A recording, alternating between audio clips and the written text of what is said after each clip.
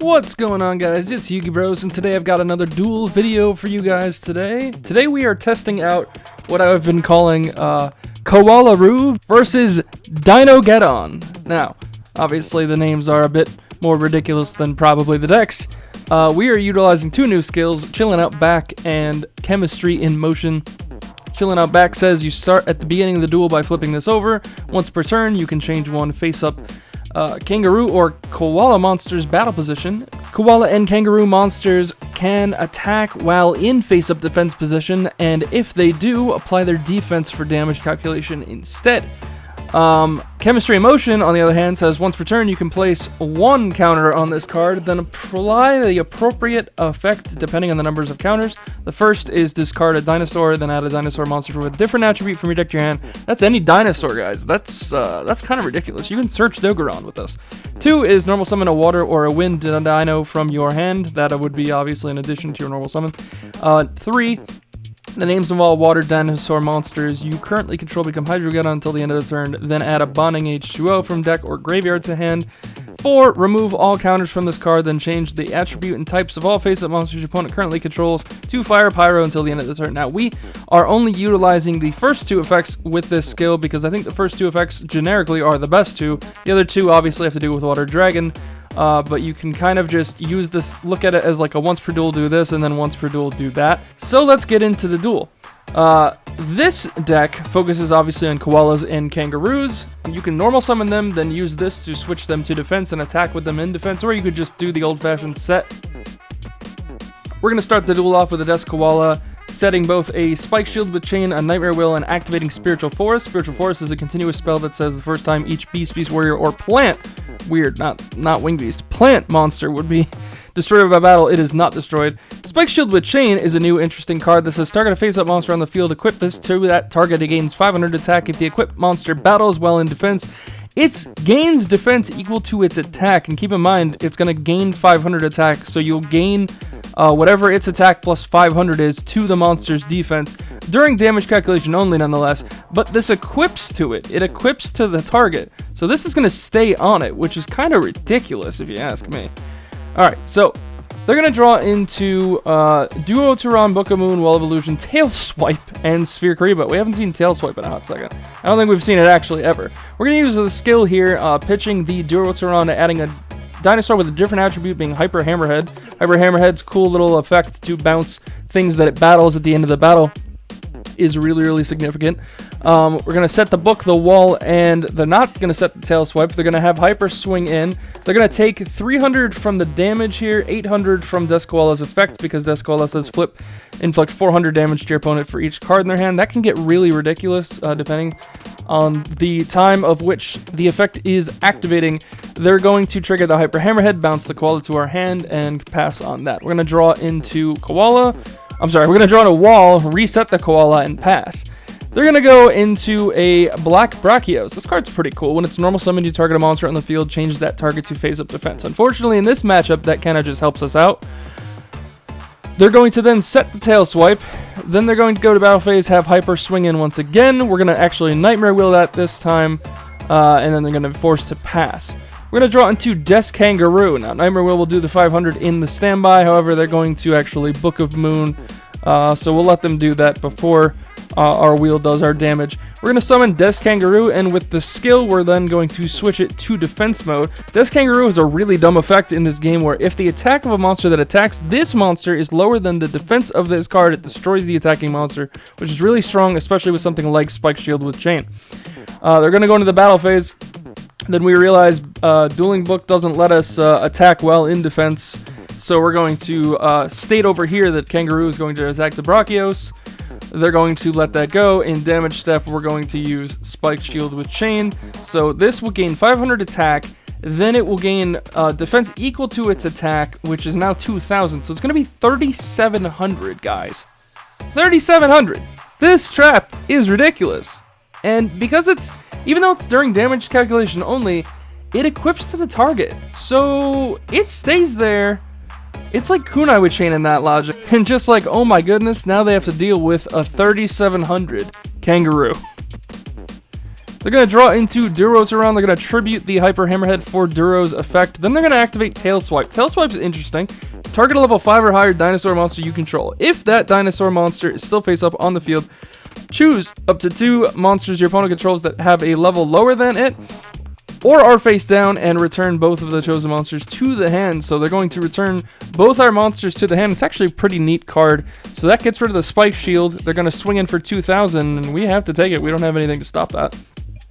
But we will draw into a copy of Shrink. Now we will resummon this Kangaroo, switch it to defense mode, activate Shrink, switching that down to 1,000 attacks, setting our Wall of Disruption, going into the battle phase, having our Kangaroo swing.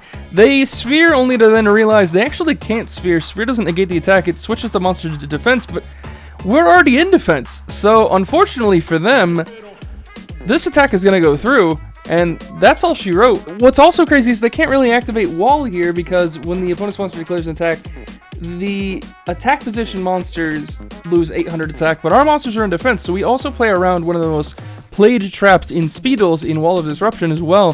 This deck has a lot actually going for it, more so than I originally thought. They're going to normal Hydro and pass, and rightfully so. We're going to set our Death Koala that we drew. We're going to pass back. We can't get over that currently. The wall is in our zone. Nightmare Wheel is sitting dead here, unfortunately. And Spiritual Forest will make it so that these don't die once per turn by battle, which is just adding insult to injury. They're going to activate a Legendary Ocean here, which is interesting because it actually makes Durotaron a level 4 and 2200, and when Duro is normal or special, you target a Hydro, an Oxy, or another Durotaron in your grave and special summon it. So with Legendary Ocean, it's actually pretty cool. However, they're not going to really get a whole lot going for them here. They're going to get aggressive, though, and swing into our defense to try to get another Hydrogeddon. We're going to Wall of Disruption, and that is all she wrote. That will put Hydro down to enough damage that would just be straight up game.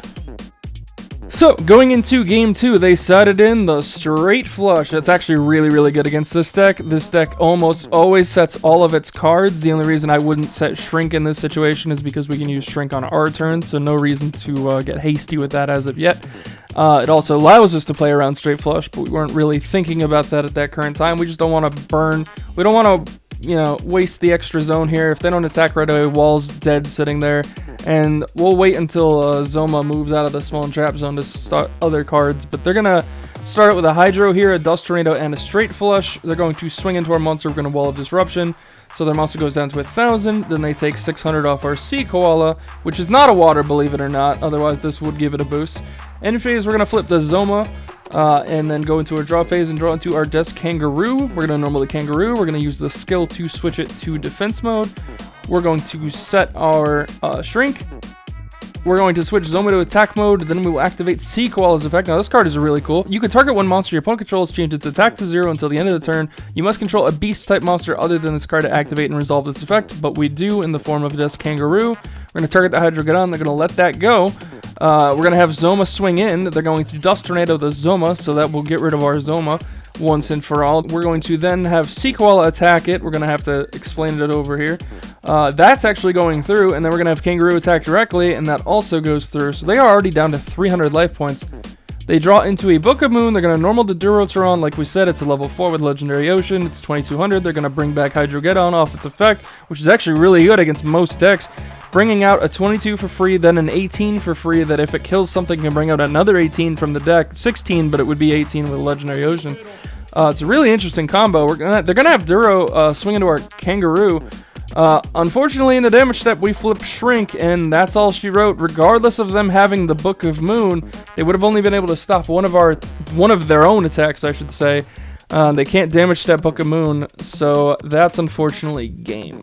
So for the deck list, we play triple Desk Kangaroo, triple Desk Koala, and triple Sea Koala. These are actually the only 3 targets that work in Speed Duels with that skill, so we might as well max it out.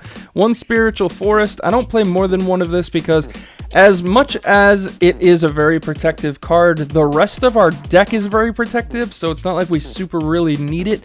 Also, I don't want to clog up the spell and trap space if I don't have to. Triple Shrink, this is good offensively and defensively. Triple Spike Shield with Chain, easily the best card in the deck.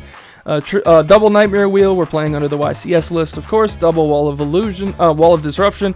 I only opted to 2 because we already have Spike Shield and we have Triple Shrink, and I guess you could technically cut this down to 2 as well if you want to make space for other things, or just cut the deck down a bit. 2 Super Rush Recklessly. We never got to see this in the replay, but I do like this card as like a contingency plan if they do actually out all your other back row and they have a monster that's just a little too annoying to deal with. This card is really, really good. You target a beast you control, and one monster your opponent controls destroy your target, and if you do, shuffle their target into the deck. And then one Zone of the Spirit, because if you can play it, why wouldn't we? On the side deck, we're messing around with a bunch of different things. We got one DD Warrior Lady. What's cute in this deck is you're setting defenses a lot of the time, so if you side into the Warrior Lady and set that, a lot of people don't expect that, which is really, really good. One Shield Crush for both mirror matches and just other defensive stuff in general. One Offerings to the Doomed. One Howl of the Wild. This card is cool, especially if you're trying to win in time. I don't know how often Speed Duels really goes into time, but just in general, as another burn card with your Zoma and your Desk Koalas. Howl of the Wind says, if your monster destroys an opponent's monster by battle and sends it to the grave, you inflict 300 damage to your opponent for each beast you control. That adds up after a while, and because you can attack while in defense position, you can kind of just stack kill things over and over again. This also isn't once per turn, which is why it gets really ridiculous. One Mind Crush, because I feel like that's just a jack of all trades, and one Waking the Dragon. Like I said, this deck loses hard to straight flush, so if you do find yourself in a situation where you are setting multiple cards and they are bringing in more back row hate, this is really, really good to bring out as well. Also, shout out to Odd Toxin Gaming. He actually suggested this in one of his videos as a Waking the Dragon target. I never really thought about it, but it's like Thousand Eyes Restrict without the drawback of not being able to attack. However, keep in mind, whatever you equip to it cannot be a machine.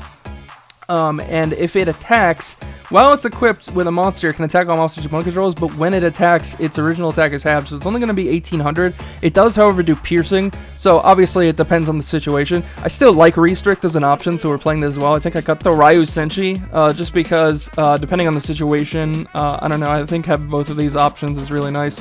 But you guys can mix and match the extra deck however you want.